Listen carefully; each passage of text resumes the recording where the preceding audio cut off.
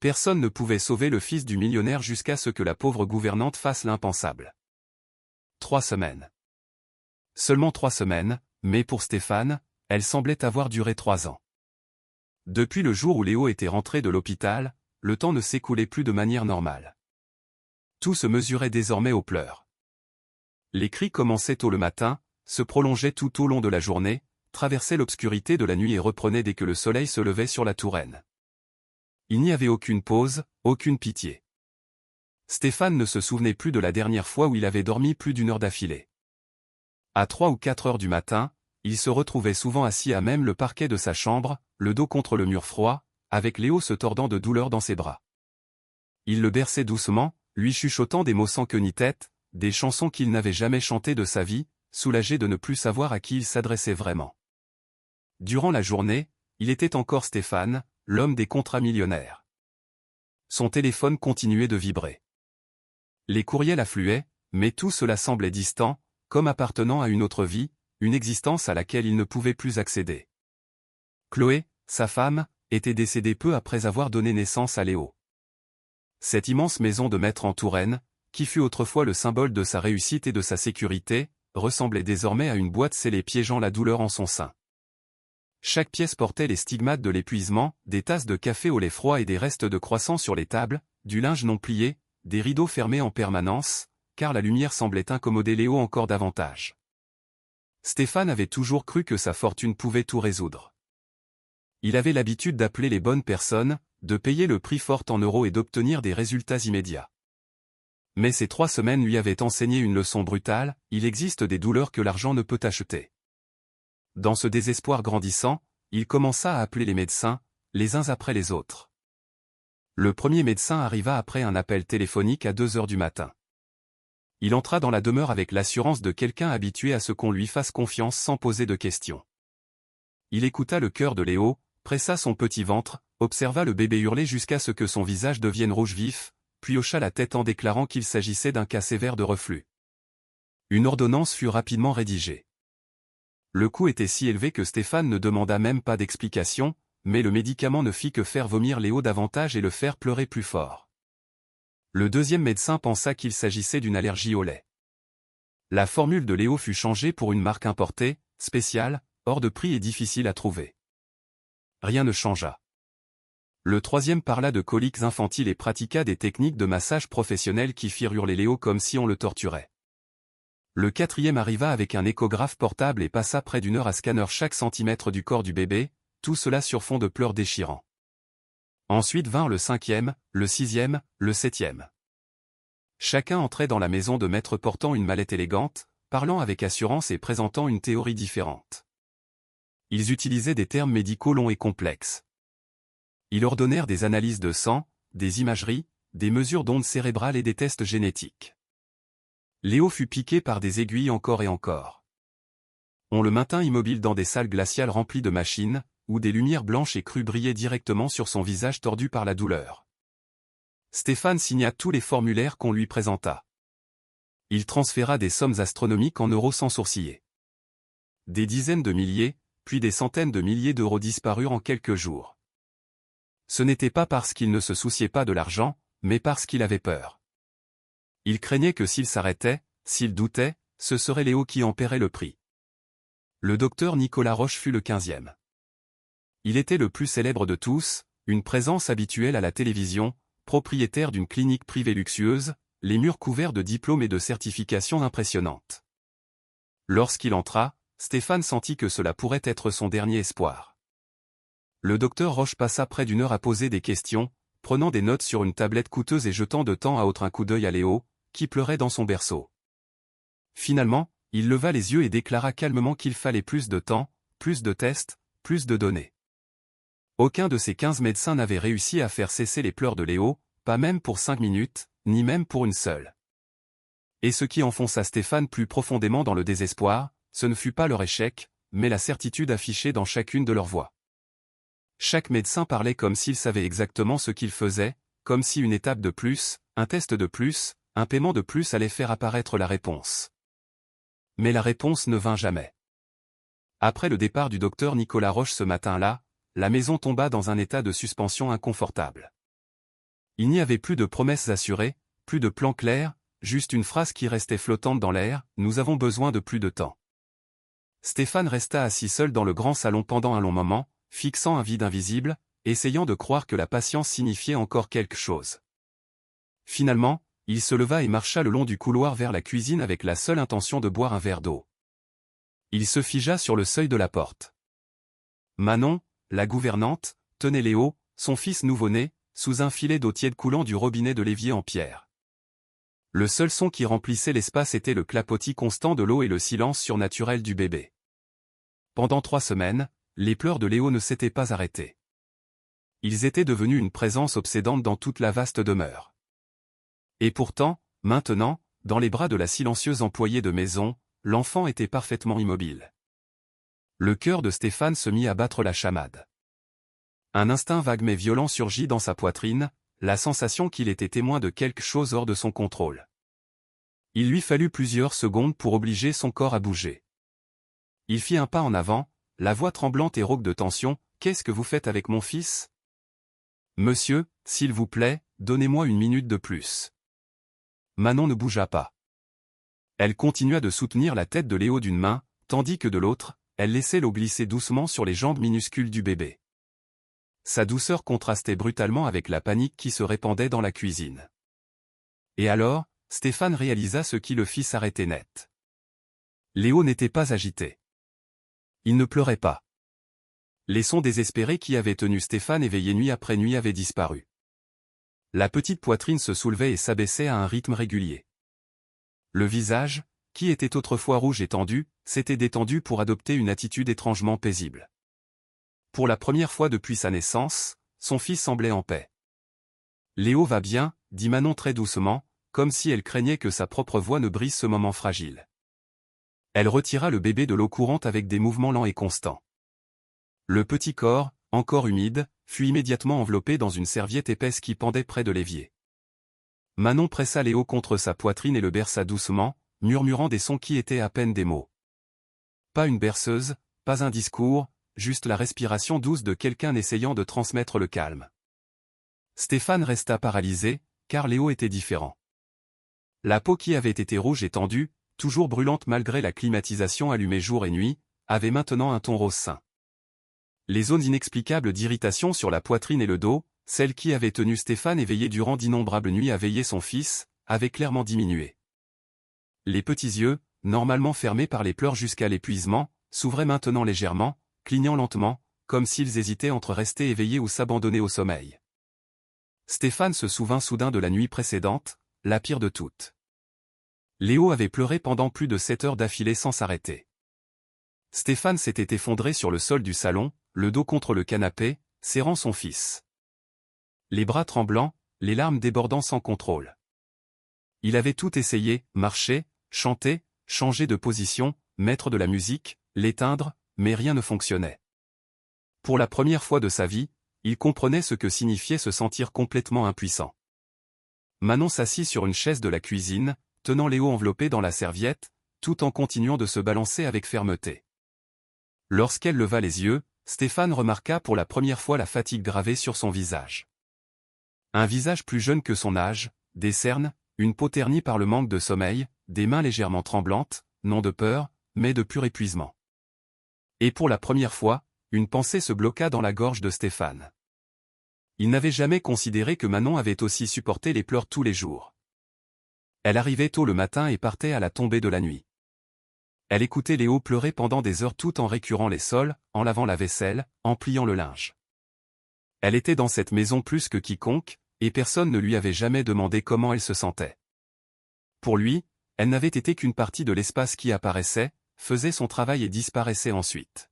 « Je sais que cela semble imprudent », dit Manon d'une voix épuisée mais ferme. « Mais j'ai déjà vu ça avant. » Stéphane ne dit rien, il écouta simplement. Quand je vivais avec ma grand-mère, Marie, dans un petit village du Luberon, il n'y avait pas de grands hôpitaux ni de machines, juste des bébés qui naissaient en pleurant sans cesse, avec la peau toujours chaude et tendue. Des adultes paniqués parce qu'ils ne comprenaient pas ce qui se passait. Manon regarda Léo, maintenant complètement endormi, sa petite poitrine se soulevant et s'abaissant à un rythme profond et lent, une sorte de respiration que Stéphane n'avait jamais vue chez son fils auparavant. Ma grand-mère Marie disait que certains bébés naissent avec des corps trop sensibles. La lumière, le bruit, même le frottement d'un tissu est trop pour eux. L'eau tiède les aide à se calmer parce que c'est ce qui ressemble le plus à la sensation dans l'utérus. Chaud, clos, sans limite définie. Quelque chose s'ouvrit dans la poitrine de Stéphane. Moitié soulagement, moitié amertume, parce qu'il avait tout essayé sauf quelque chose d'aussi simple. Il pensa aux nuits passées aérées sans but dans les vastes couloirs, aux chansons dont il ne se rappelait plus les paroles, au moment où il se demandait s'il blessait son fils sans s'en rendre compte.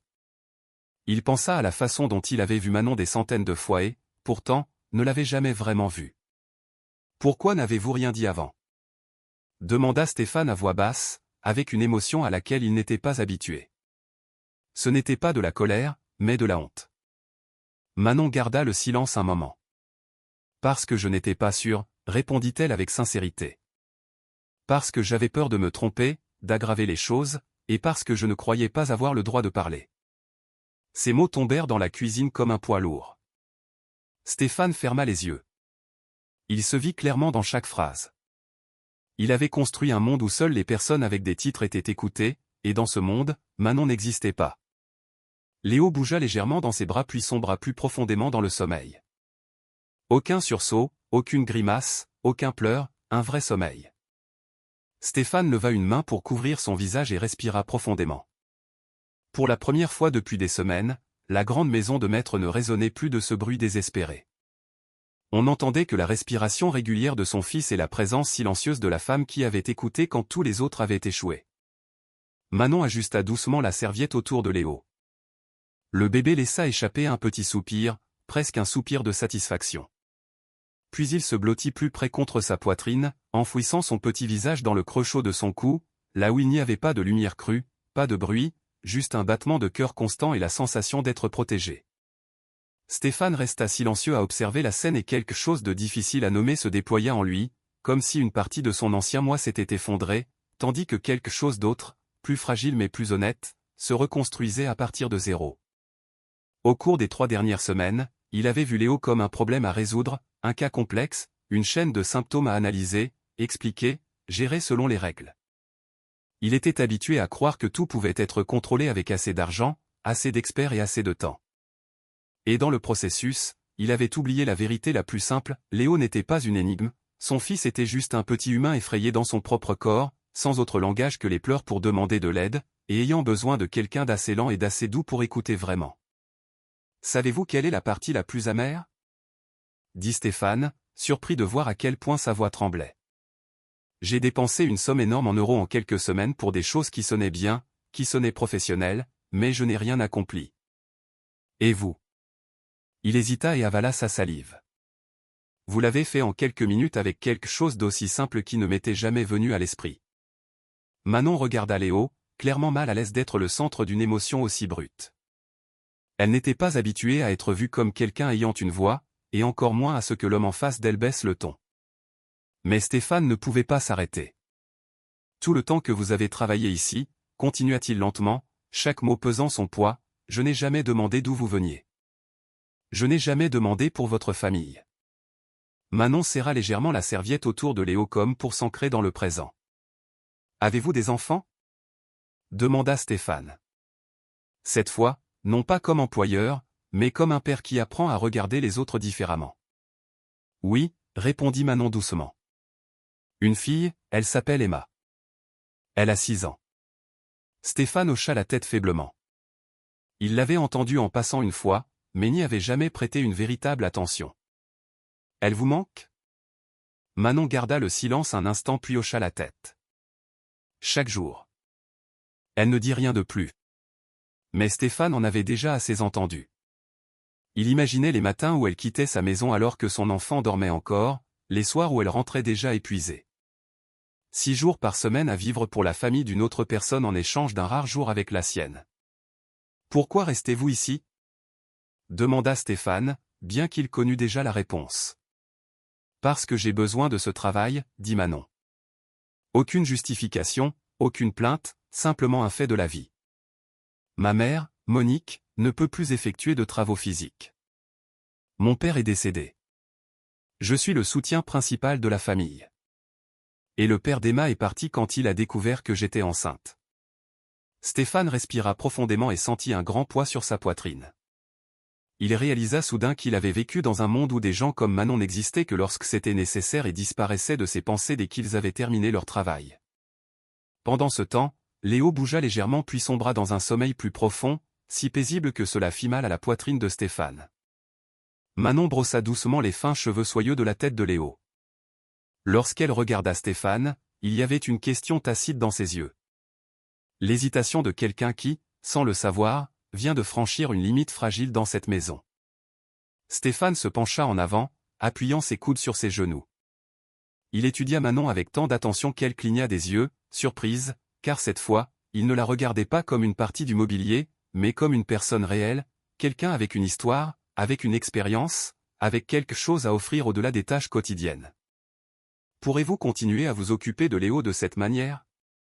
Demanda-t-il.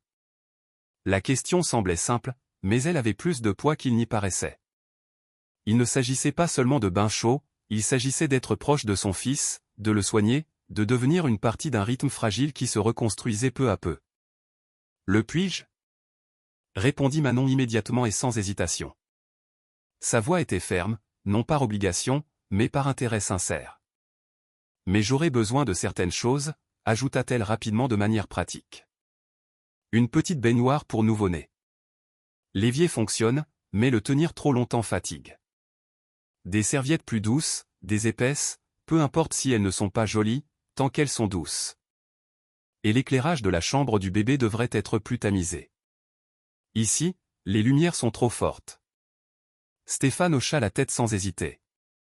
Vous aurez tout ce dont vous avez besoin dès aujourd'hui, dit-il. Et pour la première fois en des semaines d'épuisement, il sentit quelque chose de très petit, mais très réel, s'allumer dans sa poitrine. Ce n'était pas une certitude, mais un espoir, fragile comme la flamme d'une bougie, mais suffisamment fort pour dissiper l'obscurité. Manon continua en baissant la voix, « Je veux vous remercier pour ce que vous avez fait. » « Vous n'avez pas à me remercier, » dit Manon. « Je fais seulement ce qui doit être fait. » Les jours suivants s'écoulèrent à un rythme complètement différent. Manon commença à arriver tôt chaque matin, ponctuelle, aussi silencieuse que toujours. Mais cette fois, elle ne portait ni serpillière ni panier à linge sale. Au lieu de cela, elle consacra toute son attention à Léo. La chambre de l'enfant changea peu à peu.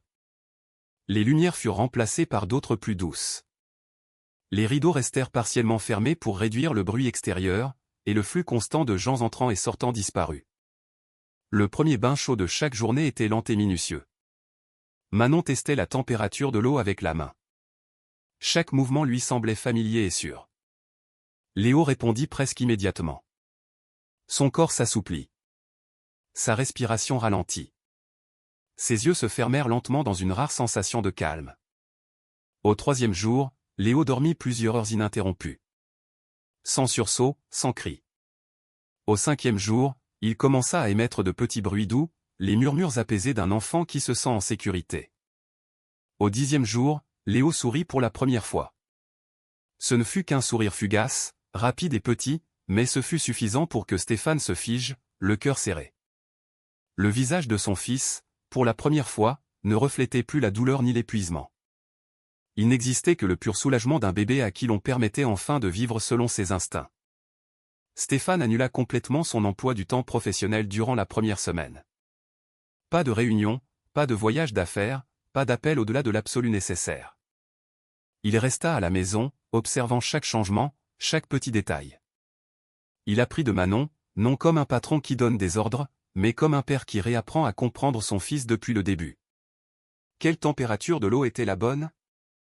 Quelle façon de tenir Léo l'aidait à se détendre ? Quel niveau de lumière était suffisant et quel type de son était excessif ? Devoir apprendre ces choses de Manon remplit Stéphane d'une sorte de honte constructive, car cela l'obligeait à admettre qu'il ne savait pas tout, que l'amour seul ne suffisait pas et que l'observation patiente pouvait parfois compter plus que tout le savoir raffiné du monde. Parfois, Manon emmenait avec elle sa fille Emma, une enfant timide aux grands yeux et aux cheveux soigneusement attachés, avec un regard à la fois réservé et curieux. Emma se sentait intimidée par l'énorme maison de maître, marchant lentement comme si elle craignait de casser quelque chose, mais il ne fallut qu'une matinée pour que cette hésitation se dissipe. Emma courut sur la pelouse verdoyante du jardin de la maison de campagne, son rire résonnant avec naturel et sans retenue. La maison, autrefois chargée de tension et d'anxiété, acquit soudain un nouveau son, clair, animé et plein de vie.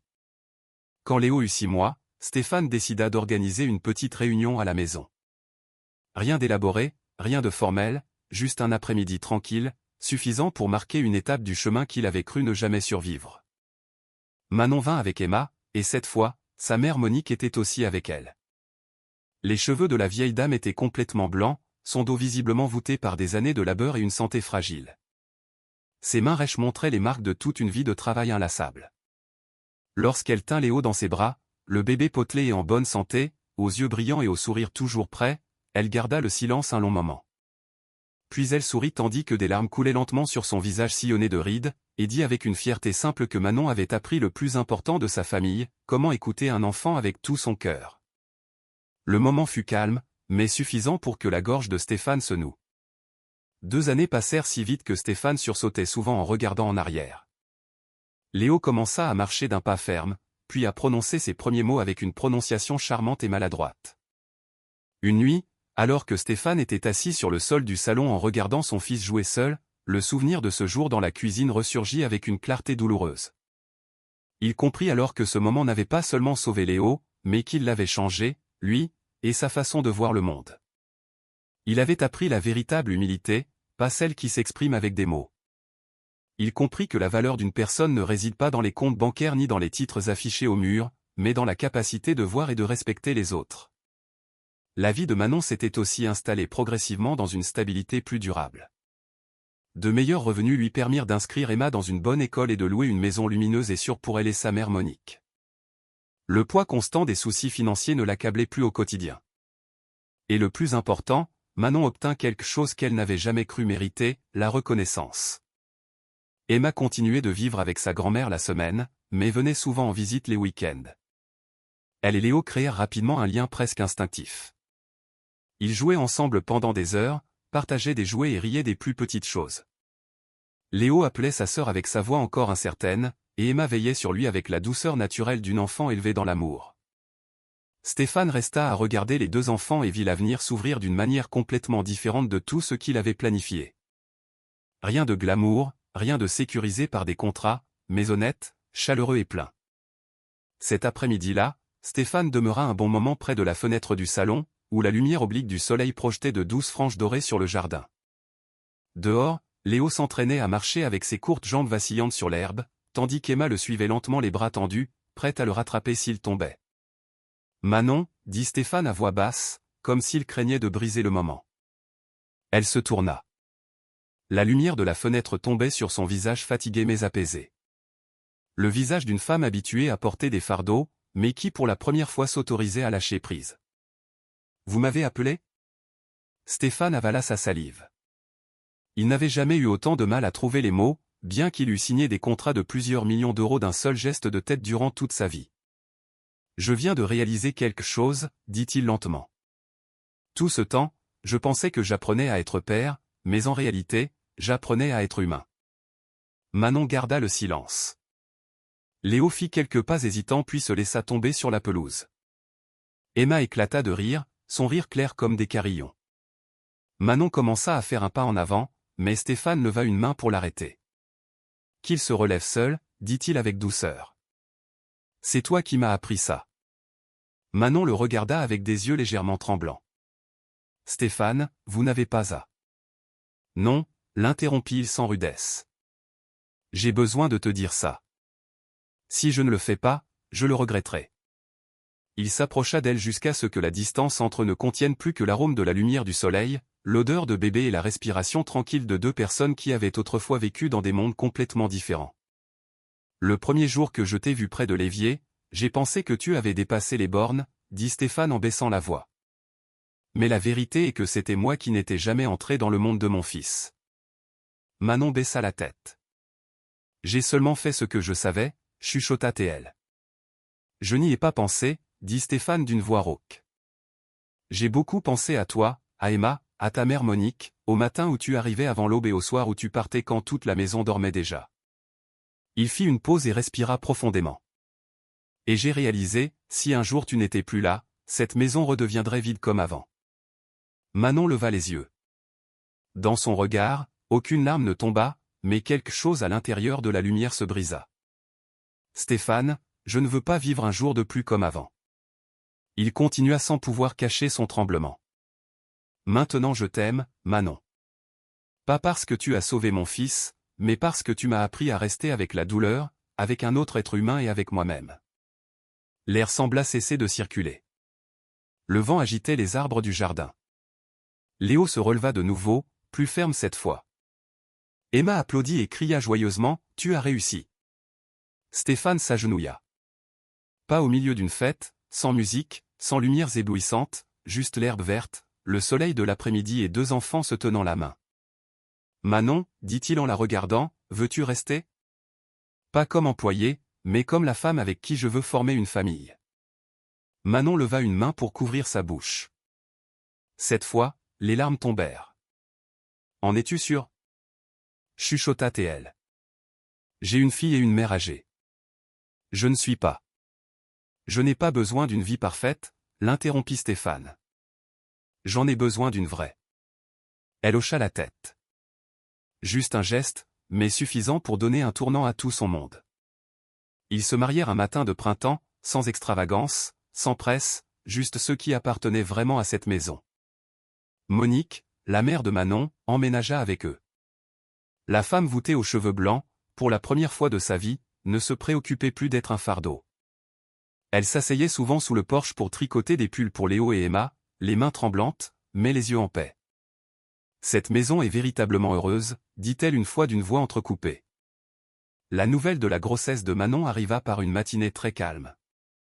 Elle se tenait derrière Stéphane, les deux mains posées sur son ventre, et sa voix était si petite qu'elle dut respirer profondément avant de pouvoir prononcer les mots.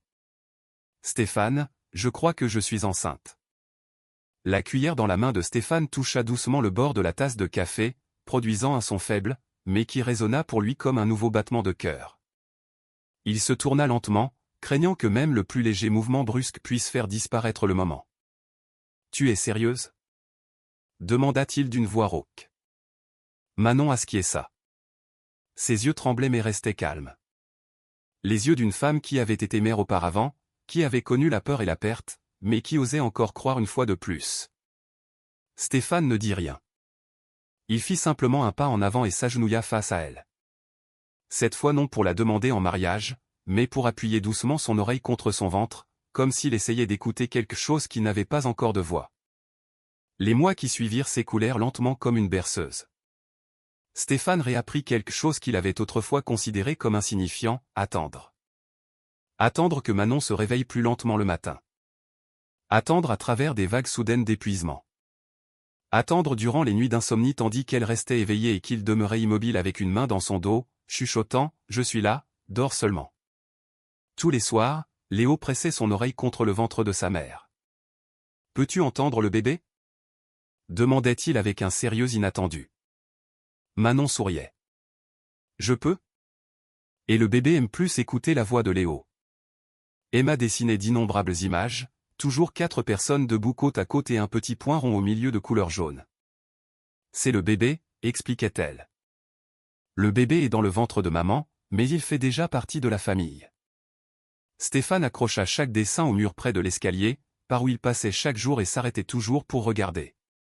Le jour où Manon entra en travail, la pluie tombait doucement sur la région. Il n'y eut pas de chaos, pas de panique. Stéphane tint la main de sa femme tout au long du trajet en TER vers l'hôpital, sentant chaque pression de ses doigts. Chacune étant un rappel que la vie apporte toujours de la douleur, mais plus jamais de solitude. « As-tu peur ?» demanda-t-elle d'une voix tremblante. Manon secoua la tête, la sueur humidifiant son front. « Cette fois, je ne suis pas seule. » Quand le premier cri se fit entendre, Stéphane éclata en sanglots avant Manon. Le bébé fut placé sur la poitrine de sa mère, petit, rougeaud, tremblant et pourtant vibrant de vie. Stéphane se pencha et chuchota d'une voix brisée, « Bonjour, mon amour. Papa est là. » Léo et Emma furent emmenés dans la chambre, les yeux grands ouverts. « Elle est si belle » chuchota Léo à voix basse. bien des années plus tard, quand Léo eut 5 ans et qu'il agrippa son petit sac à dos pour son premier jour d'école, il rentra à la maison avec un dessin aux couleurs vives. Sur le papier, il y avait une famille complète. Au centre, un homme grand dessiné avec des traits sûrs, tenant d'une main 3 femmes souriantes. En dessous d'eux, il y avait 2 enfants, un garçon plus grand debout à côté de lui et un bébé minuscule dessiné comme un cercle doux, comme s'il était protégé par toute la famille. Les couleurs étaient vives, certaines floues, d'autres pas tout à fait remplies, mais tous les visages souriaient. Manon s'accroupit, curieuse, et demanda « Qui as-tu dessiné ici ?» Léo leva les yeux et répondit immédiatement, d'une voix claire et tranquille, comme si c'était la chose la plus évidente du monde, « C'est ma famille. » Puis il pointa chaque figure avec beaucoup d'application. « C'est mon papa. C'est la maman qui m'a donné naissance. C'est la maman qui était avec moi quand je souffrais le plus. C'est ma sœur Emma. Elle joue toujours avec moi et me protège. » Finalement, Léo pointa la petite figure ronde au milieu et sourit avec fierté. « Et ça, c'est le bébé de maman et papa. Le bébé reste au milieu pour que tout le monde puisse le protéger. » Manon resta silencieuse, non pas parce que le dessin était beau, mais pour la façon dont un enfant de 5 ans comprenait la famille sans rôle, sans comparaison, sans besoin d'explication. Cet après-midi-là, Stéphane resta un long moment face au dessin collé sur le réfrigérateur. Il se rappela ce jour dans la cuisine, le jour où il pensait avoir touché le fond, quand toutes les solutions avaient échoué et que l'espoir était si ténu qu'il s'était presque envolé. Et ce fut à ce moment qu'une femme simple avait fait ce qu'innombrables experts parmi les meilleurs et les plus chers n'avaient pu faire. Et le dessin de cet enfant avec toutes ses lignes maladroites disait ce que beaucoup d'adultes passent toute leur vie à essayer de comprendre, la famille n'est pas seulement l'endroit où nous naissons, c'est l'endroit auquel nous appartenons.